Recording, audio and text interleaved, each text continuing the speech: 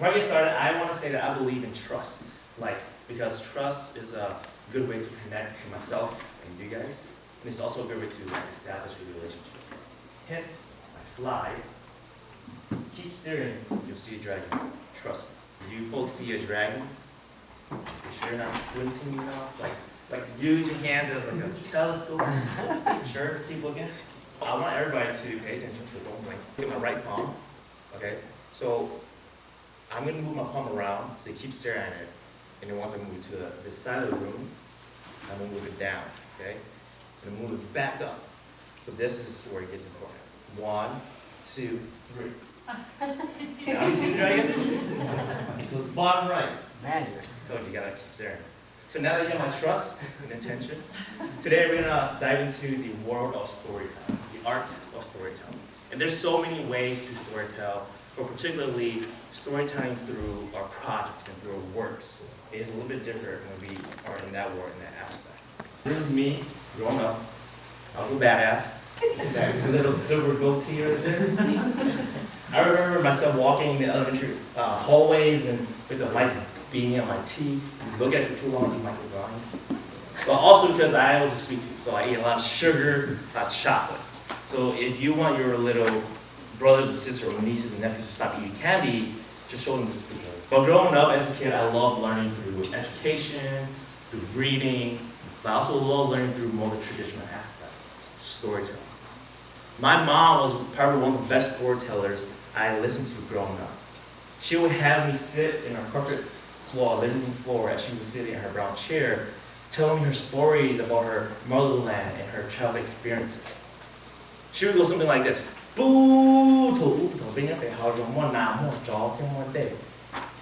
translation, she goes, once upon a time when I lived in the jungle, there was tigers, squirrels, and streams of water.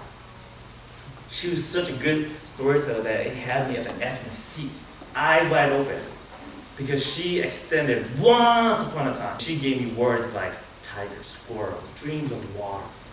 That already gave me vivid imagery in my head, so she brought me into her own world, into her journey. And as I got older and I immersed myself into the arts world, I found myself storytelling even more every time I made a new project, and every time I pitched to a client, we were always storytelling. So storytelling is very important to the aspect of when we are trying to build a connection or when we're talking about work. When we start storytelling or a concept like a brand or a campaign, what do we do first? We research. What are we talking about? What's the product or what's the topic? What's the issue? And after research, it's statistics, numbers. We like numbers because number is like a proof, like this is it, like it's legitimate, you can trust us. Audience. Like who are we talking to? Once we know our audience, we are setting ourselves up for success. We are targeting it down to a particular community so that way we can build better connections and relate a lot better. Testimonials. We love testimonials too. When I shop on Amazon, there are 2 things I do. I look at the product image and the name, and I scroll past them all the specs and features straight down to the customer reviews. I admit, sometimes the customer reviews gets me to buy the product. If it works for Tim, it's working for me too, right? Because we like to see that it's authentic. We like to see that it works. When we see someone else saying, oh, this is the best product ever, it makes, man, I'm gonna try it too. So with these 4, what does it do? It makes a strong brand story. Brand storytelling. A strong campaign that we can pitch it, that we can talk about it. Because we have all 4 of these behind our back, so there's no way that we can mess up. But even with those 4 statistics, testimonials, audience, and research, storytelling is still very hard. Storytelling for me is more than just those 4 that's listed. It's about how we convey our emotions and feelings to help paint a visual to the listener. Forget all. Okay? Focus on what we already know. Going back to the basics. So let's go back in time to when we learned the basics of calligraphy, typography, techniques. See what they really mean to us. And how can we use those feelings in storytelling when we talk about work. Blue. What does that make us feel? Water, cold, the sky, cool.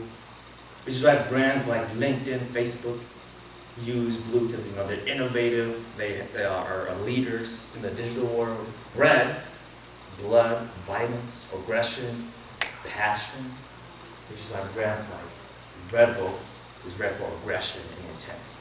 And Netflix, or those nights when you just want to Netflix and chill. Yellow and orange. Yellow is friendly, it's family oriented, and orange also kind of stimulates a hungry feeling once we only see it. Brands like McDonald's and Denny's are orange and red because it's family oriented. When you go to like McDonald's or a fast food chain, pay attention to the interior. They use a lot of like either orange or brown because yellow is also an agitation color that when we look at it, we want to leave because we don't want to stare at it for too long. As a designer up here myself, I like typography. I also like to think us as lawyers as well. Because sometimes we have to defend our work to explain why this certain thing works or why we should choose this color or this font. Like these, we know these are good fonts because it's not too crazy. While Smile is scripted, it has very friendly kitty feel. And when I say as lawyers, sometimes we defend work that we don't want. This guy.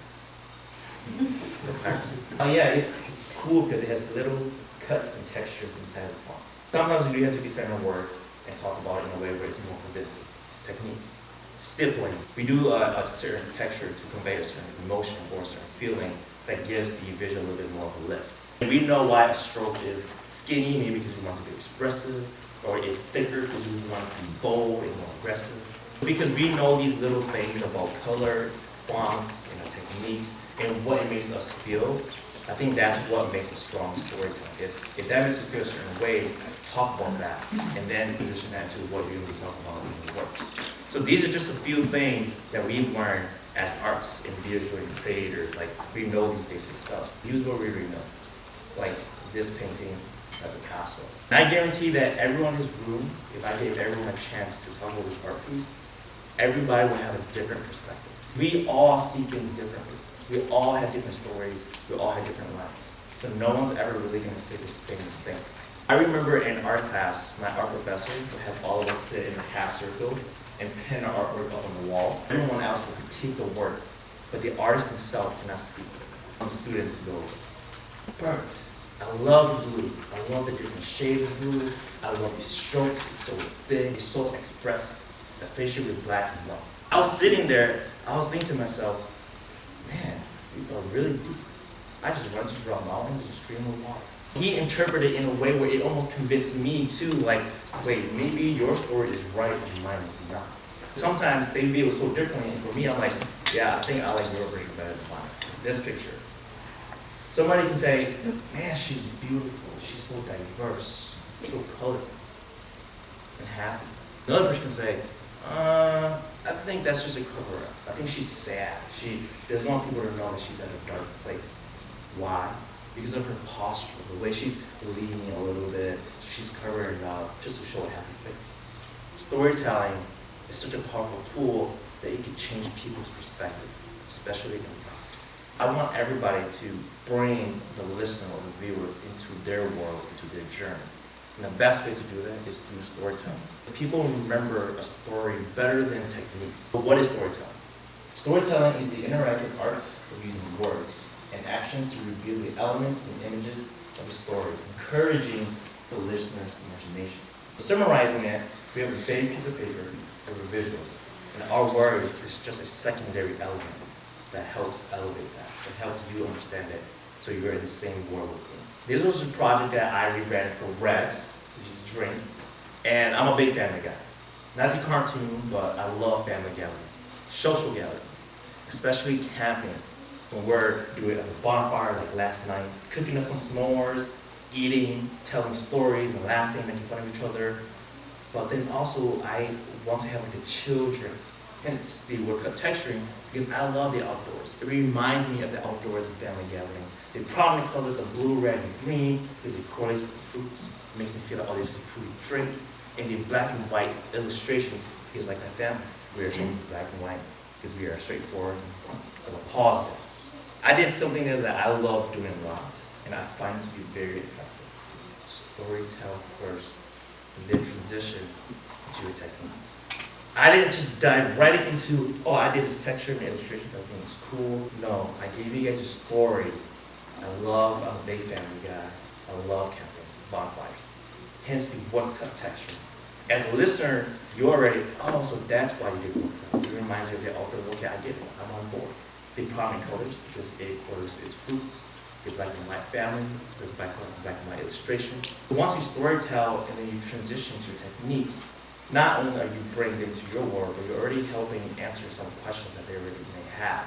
A lot of creatives here, we critique our fellow works, we review other proposals as well, and there are already a lot of things we already know. Like we also know why we do left line or justification.